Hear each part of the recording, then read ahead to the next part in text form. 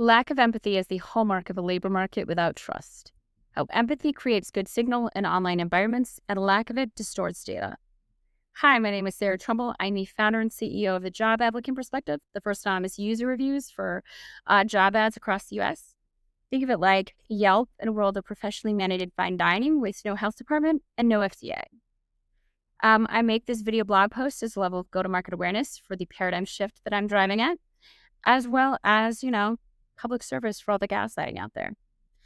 These come from my Substack. This is being read by economists, journalists, and more.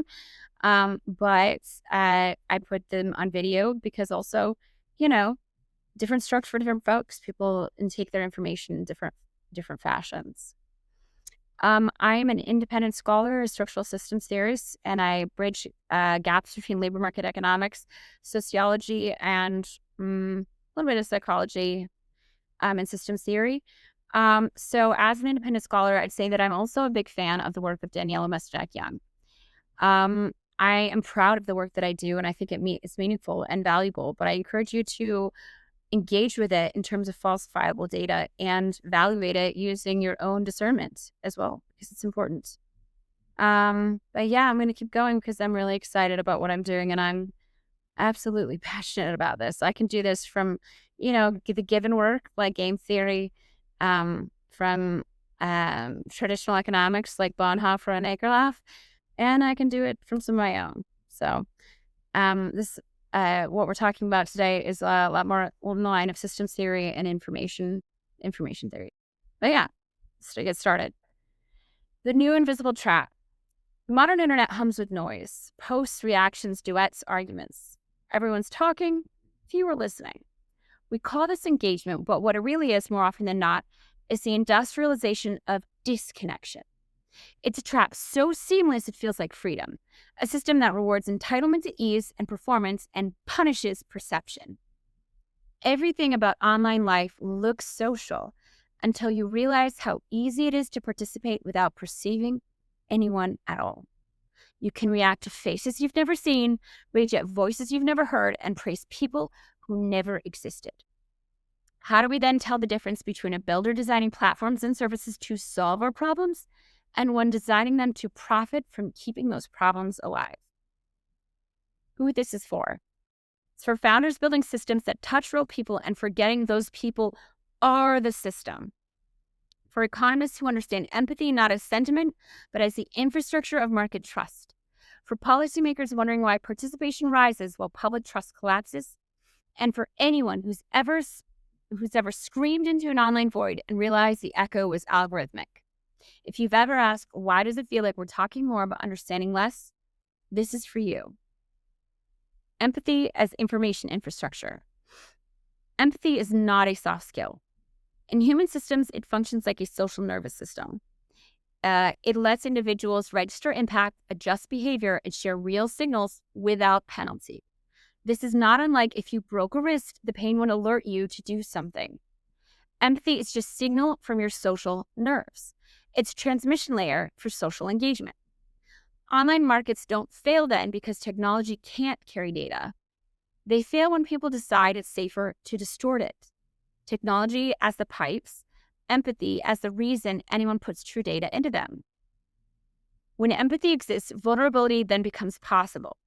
Vulnerability in this way of looking is not sentiment, it's unfiltered input. It represents clean data. In a complex dynamic system like the global labor market, this is economic gold. Honest signals lead to trust, lead to calculable risk, lead to innovation. Remove empathy and the logic flips. Job-seeking users. I could tell you true things, but why would I tell you true things when telling you true things is an exercise in ridicule and disdain? When the bad thing has already happened, maybe, why would I want to make it worse? Poor and mocked, or just poor? It's not tough to see why this leads to bad data. Labor market steward, owner, or operator. Yes, I could listen to the things that you say, but why would I listen to the things that you say when I don't respect any of the things that you say because you're the one saying it? Even when actual data gets through, it becomes distorted or ignored. Hierarchy rewards the performance of strength, Markets require the transmission of reality. Low empathy environments do not create stronger actors or systems. They create systems that cannot perceive damage until collapse. What looks like toughness is often just information failure wearing authority's costume. Online markets versus face-to-face. How empathy collapses without witness. Face-to-face markets have a built-in stabilizer, empathy. Not because people are extra nice, but because visible consequences regulate behavior. If you harm someone in a physical community, you see the impact. A flinch, a pause, a social shift. Your nervous system updates. Online, that feedback loop breaks. No flinch, no pause, no accountability. The market loses its sensory system. Platforms claim to connect us, but in reality, they reward dysregulated communication because it converts to what they need best, engagement. I've spoken to this before. You can read it from other economics professors and stuff. But markets optimize what they measure, not what they market. For example, McDonald's markets family time, but it measures burgers.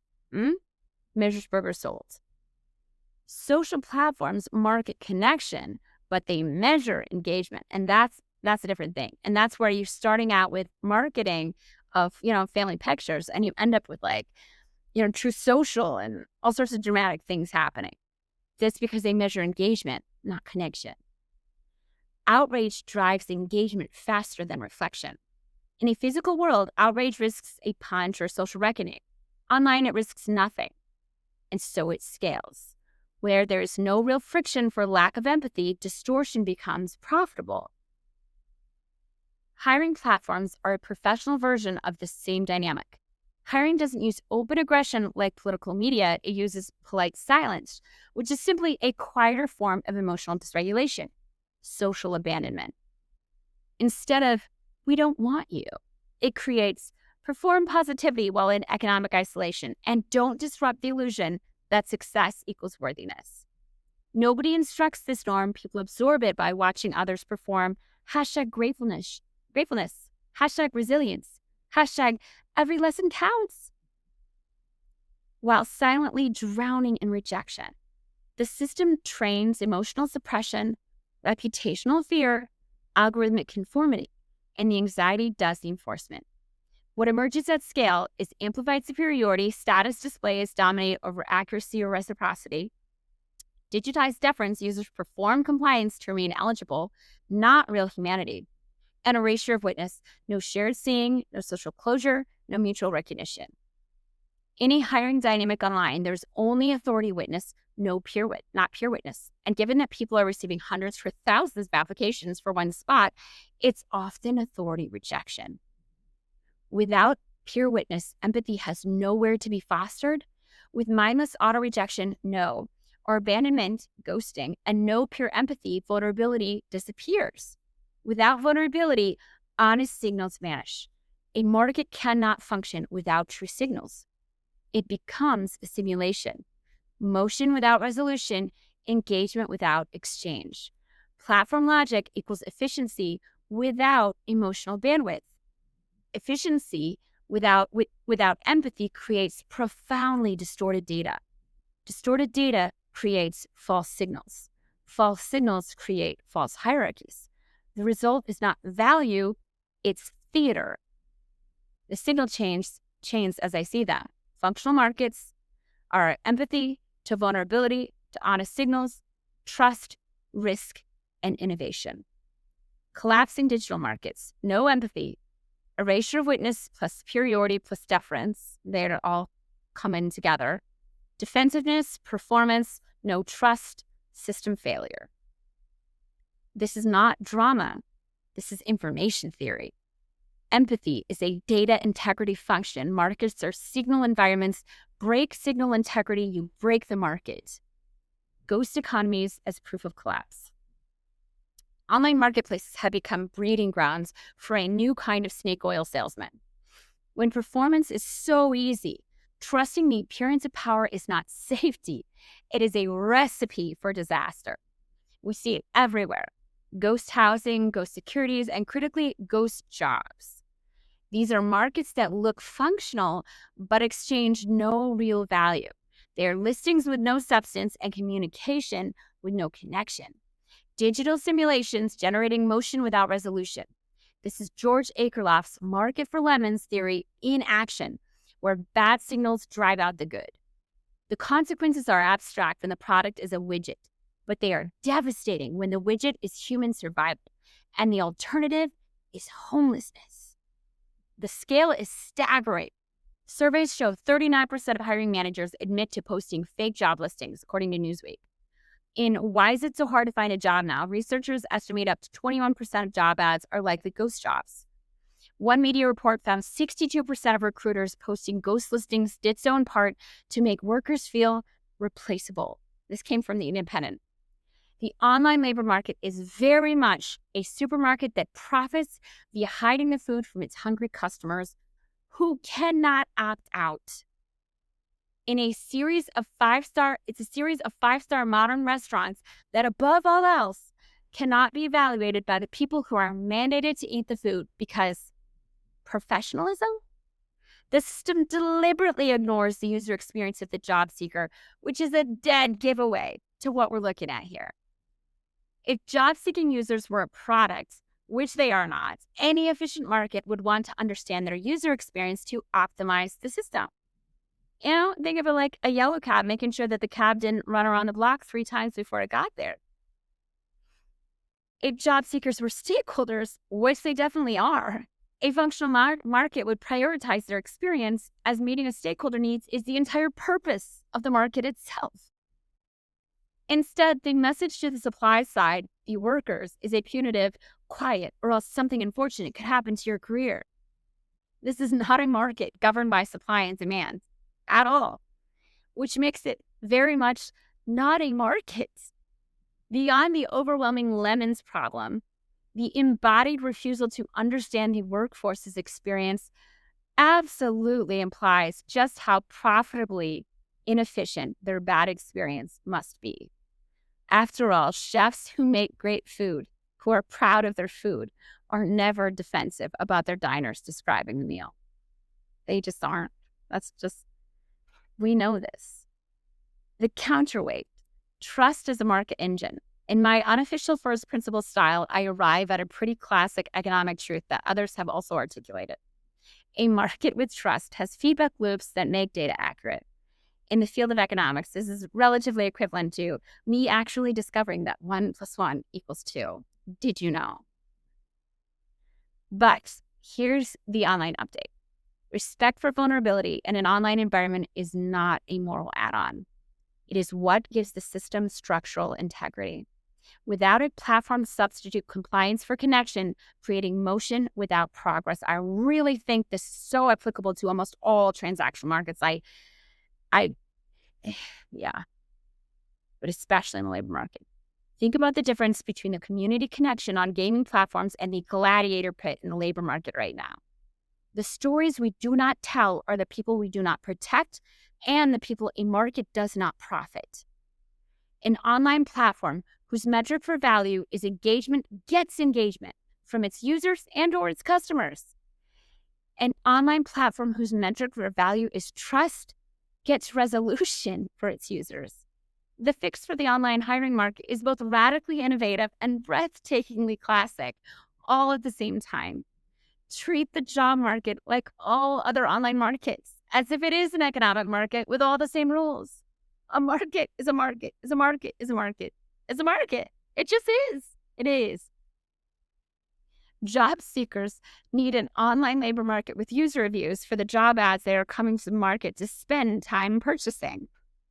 The issue with the online labor market has never once been the labor, the tech, or the reach. It's the fact that when hiring went online, it lost the ability to take feedback from half of its stakeholders and well over 95% of its users. That's it. That's the problem. I think about it the way physicists use the Large Hadron Collider at CERN. When a system is opaque, you fire particles at it to reveal its structure. The labor market already does this. Millions of candidates interact with the black box hiring industry every day. All we have to do is capture those collisions as signal. Crowdsourced hiring feedback becomes the detector, surfacing how the system actually behaves. This solves multiple failures simultaneously. It corrects information asymmetry. It surfaces scam, ghost, or charm postings. It disincentivizes bad actors or bad actions. It trains emerging HR tech through real-world feedback. Again, it allows job seekers to be making choices between Greenhouse and Workday and more. And whenever new HR tech comes out, it allows them to be training each other in a way that HR doesn't have to train them. Because the info, just like Wikipedia, gives us information. Job seekers can share that information with each other. It helps HRs too. It elevates small businesses the way Yelp elevated small restaurants. This is part of my go-to-market plan. I talked to them. Yelp didn't kill local fine dining. It made it easier to find and more efficient to find. You're not standing out against everybody on Indeed because you're not being able to showcase the individuality of what you are as a place. Online hiring, as creating Yelp of online hiring, does that. It tracks job seeker time as currency in the market, allowing employers to make choices based on cost and efficiency in the talent. In reality, having a collectively distributed labor force regulate the labor market makes perfect sense. Who has more financial incentive to clean the labor market and keep it thriving and functional than the labor force who rely on it for survival and whose unpaid labor drives all of its profits? Genuinely, I phrase this democratically because I don't give a crap about hierarchy, but like, it's a market of labor collectively informationally regulated by the people who rely on it for their economic livelihoods. It's the farmer fields of the global market. They don't have another one. So when this doesn't work, this is not going to go well. This is better. This is better. Also, for the record, as a systems theorist, someone who I think ChatGPT just told me I have somatic, like conceptual synesthesia. I don't smell music or anything, but I like feel systems. I'm telling you, the system I'm designing, the system, it sings to me. I feel it in my bones. It's the right way. It's the right. I like a thing. It's not logical, but when I was a physics major in undergrad, and I liked Einstein's theory of relativity for a very terrible reason, because it was beautiful to me. Like the way the math collapses into an elegant and beautiful solution, it resonates hard, you know? It resonates hard. And I like a complex solution that is actually really elegant, because I think elegance is what makes something both flexible and durable long-term, you know? So you should like my idea because it resonates so hard. It sings to me. It just does. As systems theories, I like it. Anyway, getting to pragmatic things. Honestly, falsifiable data. Don't just go with something because it looks pretty, I like things because they look pretty too. I like falsifiable data. I just also like falsifiable data plus prettiness. If it looks pretty too, it's even better. The job applicant perspective is our intervention at the trust layer, not another job board, but a witness restoration system. It's systemic architecture for the market itself. You don't want to break a market, they want to repair it. The two-sided reviews and responsiveness repairs erasure of witness. Closure verification breaks digitized deference loops, apply Wade Ghost.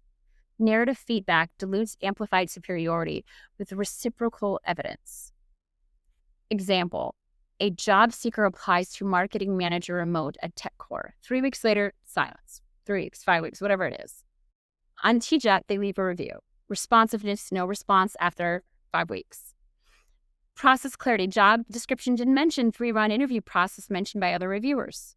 Time investment, application took 45 minutes. Result, future applicants see this before applying. TechCore's ghosting rate becomes visible. TechCore either approves or loses access to talent. Again, and this isn't just about busting TechCore, it's about being realistic. Think of how Google Maps allows people to know that there's, a traffic jam. If you're seeing a lot of ghosting, it doesn't necessarily mean there's anything wrong with TechCore. It means they have enough applications and they can't reply to everybody. And this helps TechCore to have people not applying as much.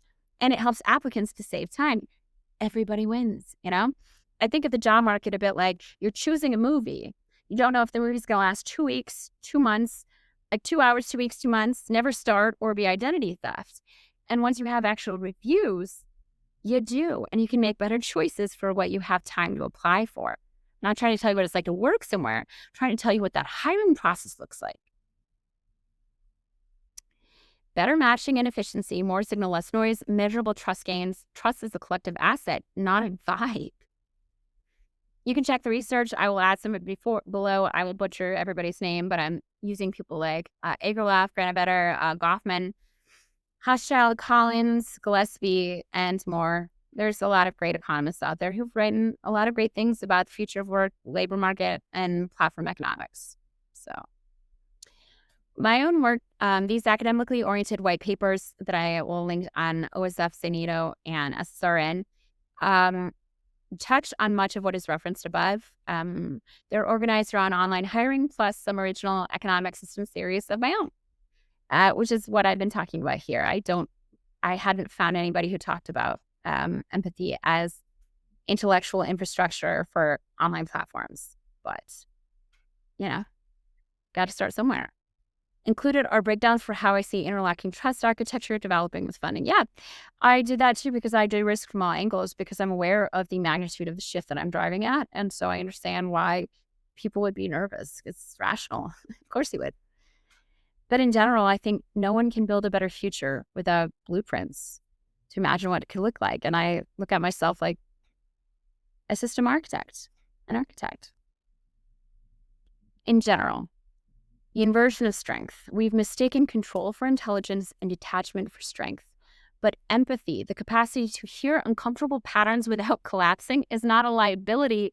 It is the foundation of signal clarity. To perceive the pain you or others have caused is not weakness, it's data integrity. To stay open in the presence of vulnerability in the age of information is not fragility, it's power. A market based on trust is a market with protected and honor vulnerability. It just is. A global online labor market is a complex dynamic system. A market based on trust is a market with a protected and honored vulnerability. Empathy isn't the opposite of efficiency. It's the infrastructure that makes efficiency possible. Because really, only when we're willing to be changed by what we hear can we exchange anything real at all. Yeah. So yeah, that's me, and that's the work that I've done. You should check it out. I also stop by the Job Applicant Perspective, the first anonymous user reviews for job ads across the U.S. Please like, follow, and share. If you are a grad student, I do not have some of the skills I need to model this properly, and I would love to chat with you about it.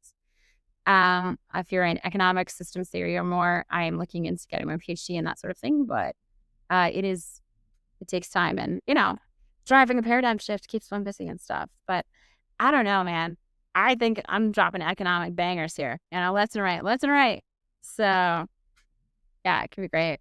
But I like to quote Hamilton a lot because I relate, person with a rough backstory, who is long-winded, overly transparent, terribly loyal, does not care at all about hierarchies. And I think I'm pretty brilliant at this. Systems theory. I'm pretty brilliant at systems theory. So I will try not to, get into duels. I guess that's the key.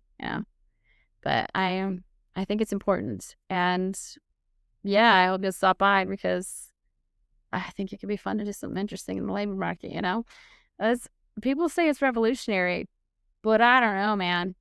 I think it sounds quite a lot suspiciously like a labor market based on trust for the first time in 2 decades. And historically, those have had some pretty good outcomes. So anyway, like, follow, and share, stop by.